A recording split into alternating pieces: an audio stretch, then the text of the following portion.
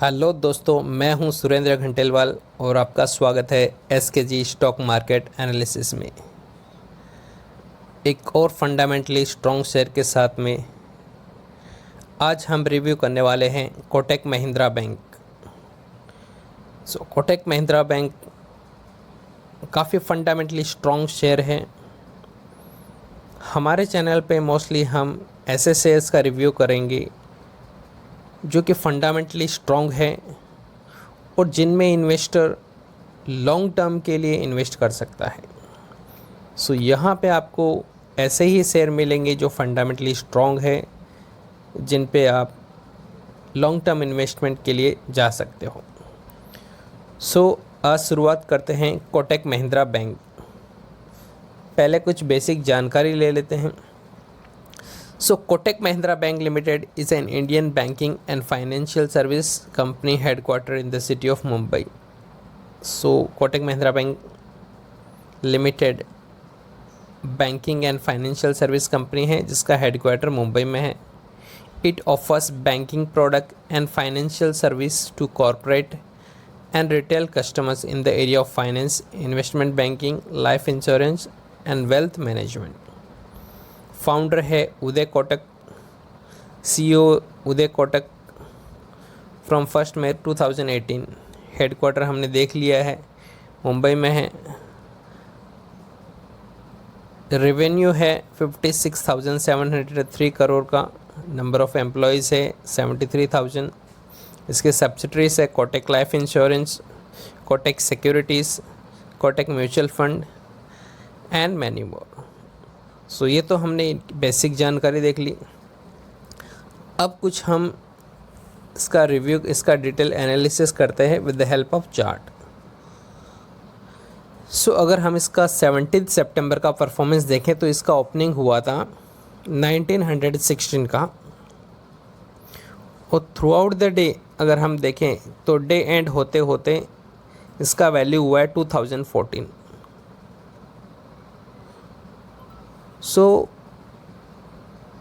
यहाँ पे अगर हम गौर करें तो उस दिन 5.63% का रिटर्न हुआ है।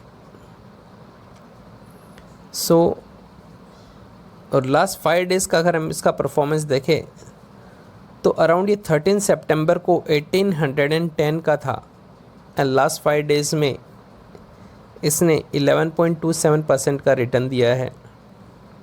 अगर इसका हम लास्ट 1 मंथ का रिटर्न चेक करें, लास्ट मंथ 20 अगस्त इसका वैल्यू 1700 था और आफ्टर 1 मंथ इसने 18.23% का रिटर्न दिया है। 6 मंथ का देखें तो 6 मंथ पहले ये 1834 का था। अगर हम देखेंगे कि मार्च से लेके ये ऑलमोस्ट ये पीरियड तक एक ही रेंज में था ये। सडनली आफ्टर 9 सितंबर इसमें क्या हुआ, सडन रैली दिखा है और इसने 2000 का जो वैल्यू है इसे पार किया है। फ्रॉम लास्ट 6 मंथ ये क्या था, सेम रेंज में चल रहा था। अब हम इसका परफॉर्मेंस ओवरऑल देखते हैं लास्ट 5 ईयर का। 2016 में इसकी वैल्यू अराउंड 796, अप्रॉक्सीमेटली 800 के पास थी। फिर ये बढ़ते बढ़ते अगर देखेंगे तो कोविड से पहले 1600 के आसपास आ गया था, तो 16-1700 के आसपास आ गया था ये। देन कोविड में सडनली इसमें जैसे सारे शेयर में के प्राइस ड्रॉप हुए थे, इसके भी हुए, तो ये 1140 तक गया। फिर 9 अक्टूबर तक, टिल अक्टूबर मंथ तक ये उसी रेंज में ही था ऑलमोस्ट, और उसके बाद में इसने सडन अपना वैल्यू इंक्रीज़ किया। 2020 में फिर से ये अराउंड 1800 और उसके बाद फिर से ये 17 to 18 की रेंज में रहा। ये तो इसका ग्राफ का परफॉर्मेंस हमने देख लिया है। अगर हम इसका लास्ट 5 ईयर का अगर रिटर्न देखें तो 152% रिटर्न दिया है। सिंस ये फंडामेंटली स्ट्रॉन्ग शेयर है तो इसमें गिरावट हुई, लेकिन उसके बाद इसने रिकवरी भी काफ़ी अच्छी की है। इसका मैक्स रिटर्न देख लेते हैं हम लोग। इसका ग्राफ देखिए, इंक्रीजिंग ऑर्डर का ग्राफ है। ये देखो 2001 में ये मात्र 2 रुपये का शेयर था और आज इसकी वैल्यू 2000 हो गई है।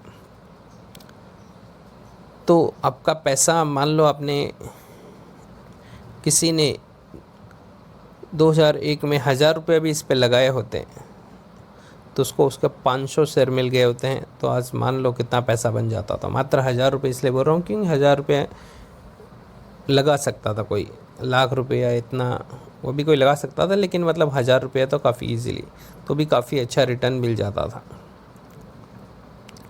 तो ये तो हमने देख लिया। सो करंटली अभी भी काफ़ी, जैसे आगे फ्यूचर के लिए कोई जा सकता है, तो काफ़ी स्ट्रॉन्ग, फंडामेंटली स्ट्रॉन्ग बैंक है। इसका ग्राफ देखो तो इंक्रीजिंग ऑर्डर में है, थ्रू आउट 20 ईयर्स में देखोगे तो इंक्रीजिंग ऑर्डर में है। अब इसको हम काफ़ी बैंक और दूसरे बैंक से कंपेयर कर लेते हैं। HDFC बैंक के साथ में कंपेयर करते हैं। लास्ट 3 मंथ में इसका देखो 14.63% का है रिटर्न, जहाँ पे HDFC बैंक का है 6.86। 6 मंथ में देखोगे तो कोटक का है 10% का रिटर्न और HDFC बैंक का है 7.92। लास्ट 1 ईयर में इसका 58 है।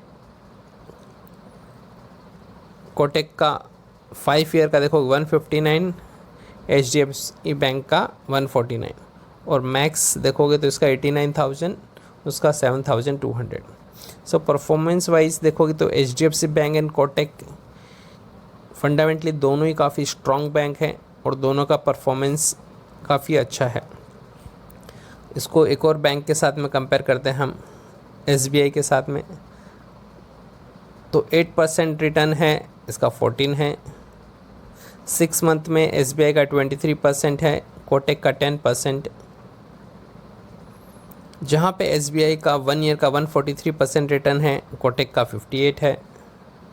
5 ईयर का कोटक का 159 है और SBI का 80% रिटर्न है। SBI का लास्ट मैक्स रिटर्न ओवरऑल देखें तो 89,415 है, वहाँ पे SBI का है 2044। सो परफॉर्मेंस वाइज तो हमने देखा। एक और बैंक के साथ में कंपैरिजन कर लेते हैं, एक्सिस बैंक। लास्ट 3 मंथ का देखेंगे तो इसका 9, उसका 14%, जहाँ पे कोटक का 10, इसका 13%। 1 ईयर का 96% एक्सिस बैंक का है, कोटक का 58%। 5 ईयर में देखोगे तो लॉन्ग टर्म में आपको पता चलेगा कि मतलब काफ़ी, क्योंकि जो बैंक लॉन्ग टर्म में कंसिस्टेंटली रिटर्न देता है वो, बाकी हमने देखा SBI उसने भी दिया, लेकिन 5 ईयर के बाद में आपको पता चला कि आपका बैंक कितना फंडामेंटली स्ट्रॉन्ग है। तो यहाँ पे इसका कंसिस्टेंट है 159 और मैक्स हमने देख लिया, जैसे मार्च मंथ जो प्रॉफिट था क्वार्टर का उसका 1,68,237 और बाद में इसका थोड़ा ड्रॉप होकर 1,64,192। इसने डिविडेंड दिया था अगस्त मंथ में 0.90 रुपीज़ का। सो यहाँ पे हमने डिटेल्स देख ली हैं। सो ऐसे ही डिटेल्स जानने के लिए आप जुड़े रहे हमारे चैनल के साथ। धन्यवाद।